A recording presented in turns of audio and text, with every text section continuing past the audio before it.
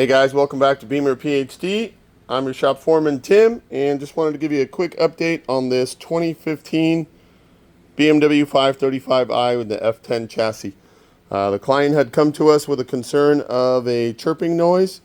We isolated and located the noise coming from the belt tensioner. As you can see here, this is the belt tensioner and the deflector pulley. And the reason why they were making noise is the bearings were filled with oil from an oil leak above, right here from the oil filter housing area. And the last shop that repaired it, you can see here, did not do a thorough job of cleaning it. There's oil all across the top of the engine, and some of that oil made it into the tensioner here and caused a failure of the tensioner. And as you can see here, the oil has damaged the belt as well. So in the process of replacing this, we ran into a little bit of an issue, and that is by means of this bolt. So this is the bolt that we pulled out of the hole that goes through the tensioner, right through here. And it looks like somebody has modified this bolt and made it a little bit shorter. And what I'm going to demonstrate for you guys is what we need to do. So here you can see we've got a replacement bolt for it, but unfortunately we can't get that bolt to tighten up because the threads on the aluminum block have been damaged. Let's see if I can get a clear shot of them right there.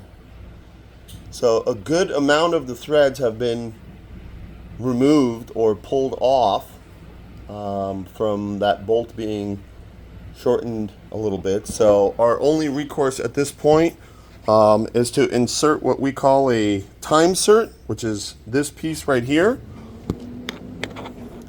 This is a Time-Sert which goes into the hole and allows us to make the hole opening larger, and then we can insert this Time-Sert, which is the exact same threads as the bolt, so we're not having to replace the bolt with a larger bolt.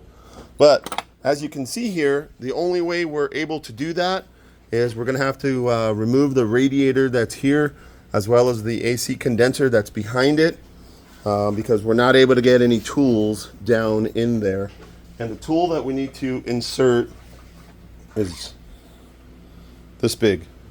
So this will go into that main hole that we saw where the bolt goes and make the hole larger.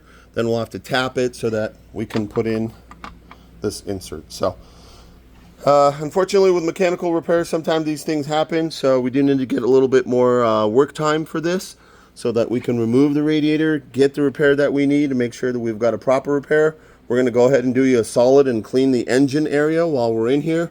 And then obviously, since we're draining the radiator, the cooling system, we're going to be filling the system with fresh fluid and fresh coolant, and then we'll bleed and make sure that your cooling system is good to go. So the next time it'll need coolant is going to be another 30,000 miles. So thanks for watching. Don't forget to like and subscribe on YouTube.